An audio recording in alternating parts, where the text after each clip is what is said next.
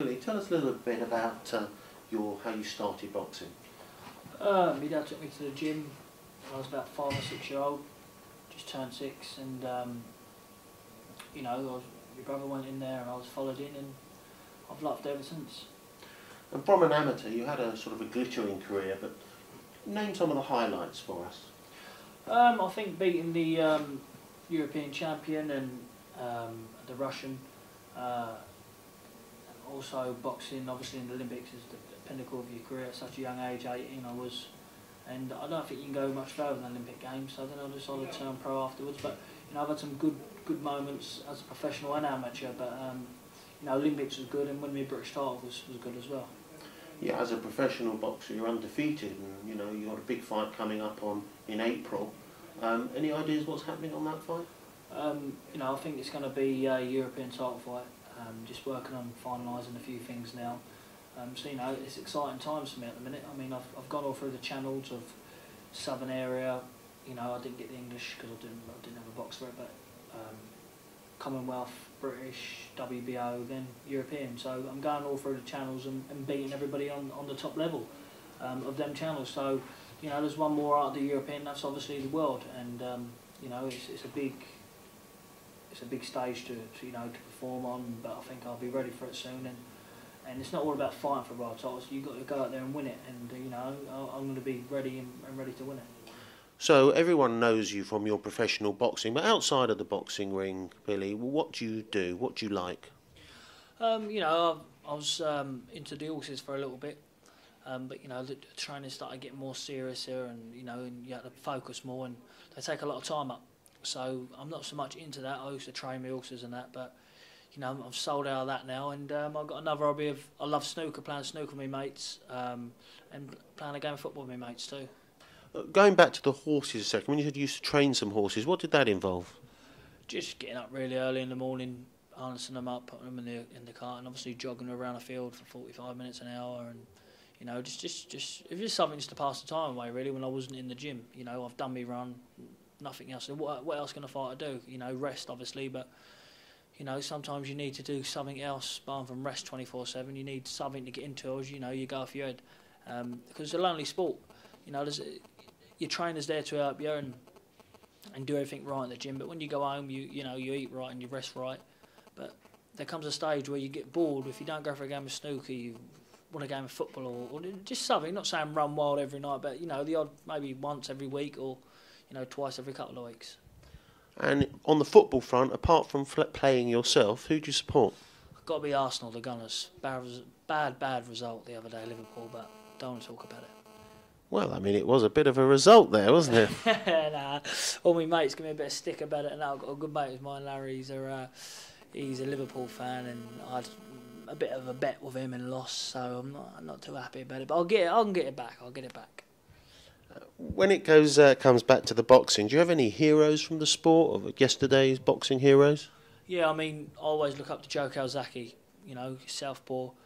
A couple of people say that I resemble him a little bit of my performance. If I could achieve half of what he's achieved, I'd be a very happy man. And obviously you got your Mike Tyson's and your Muhammad Ali's. I mean, but Joe Saunders is my number one fighter, but along with not Floyd Mayweather, Manny Pacquiao, who's me up there for the best. Looking forward to 2014, you've told us that you've got some big plans for yourself, hopefully a European title shot, and after you've successfully won that, you'd like to move on to bigger and better things still. But are there any other fights in 2014 that you would really like to see with other boys in?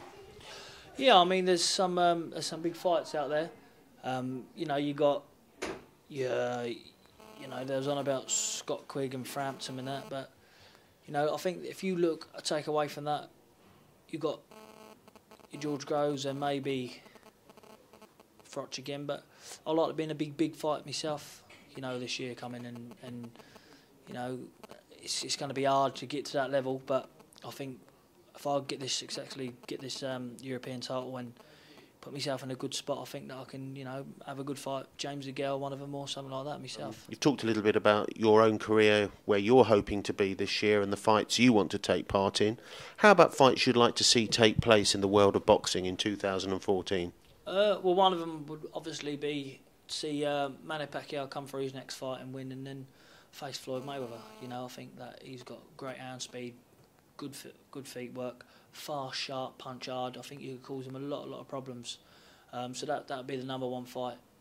Do you think that that fight is as good a fight today as it was a couple of years ago? I think it's always going to be a good fight for the fans. For a boxing fan, it might not have so much hype now because he's been beat by Timothy Bradley.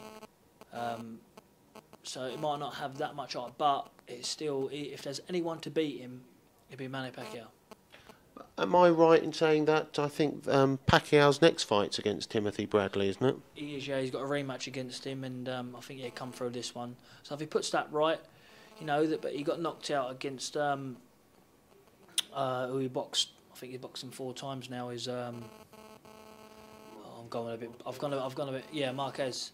You know, so is he going to put that right then go back? It might be a bit too late then. But I like to see him fight Bradley. Then you know, take Mayweather on then. You know, I think it'd be a good fight. It's a clash of styles sort of thing. Mayweather's good, slick.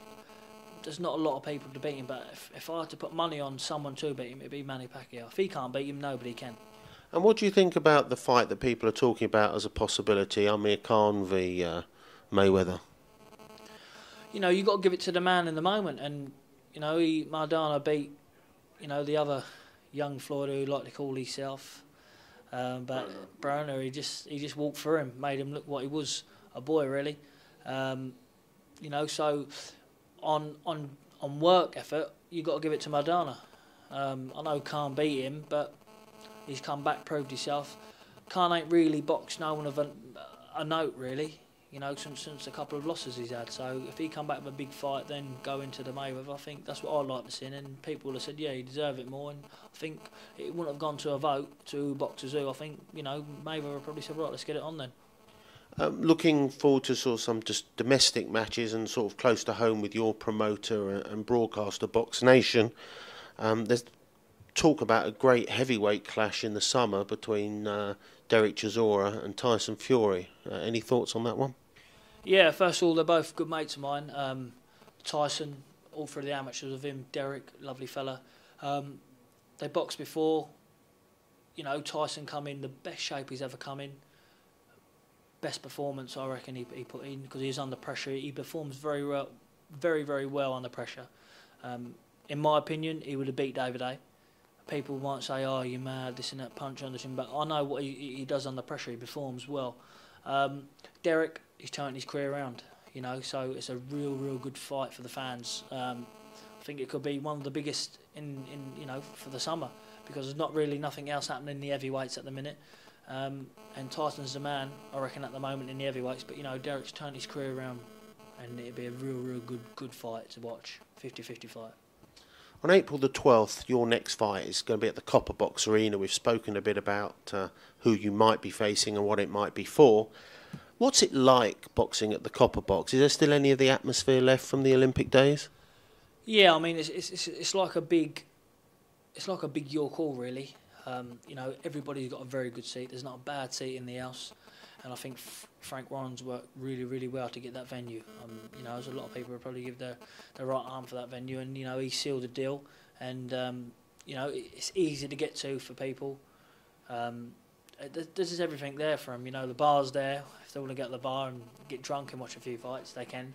But it's a very good venue, and I think with the Olympics happening there as well, and it brings more traction and attention to the place, and you know, it puts the fighters under that little bit more pressure, you know, and not non-boxing fans are turning up just to go to the arena, so it's a nice place to box.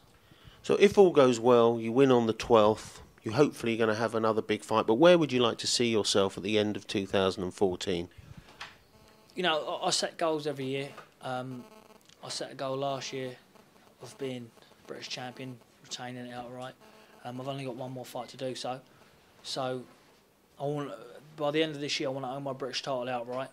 And, you know, the Europeans a bonus. And for the start of next year, hopefully be world champion. And you still would like to defend the British title, as you just sort of indicated, one more time so that you own the belt outright? I wouldn't care if I was world champion. I'll still go back for that. You know, but it's not going there. I'm not vacating. I'll fight the mandatory. Whoever the boxing board puts as manager, I'll fight them for it. But I'll definitely want to win that outright, 100% first.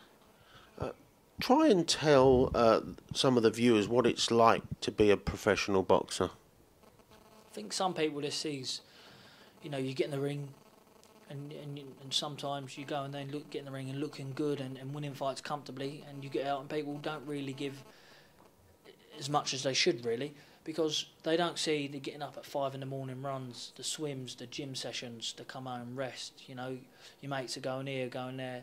You can't do that. You got to rest. You got to be focused, and prepare well. People don't see that. They don't live here. And when you've got someone there seeing what you do, they appreciate it more than anyone else, because they work really, really hard, and all the fighters do. I speak for all of them. That they deserve more for one, more money, and for two, more recognition for it. It's the hardest sport in the world. It's a lonely game. If you're down on your own, and when that bell goes, it's just you. It's either defend or get beat up. For all the people that are watching this around the world, is there anything you'd like to share with them or tell them? No, just keep following my progress and that, and I'll sure 100% be world champion one day. Billy Joe Saunders, thank you very much. Thank you very much.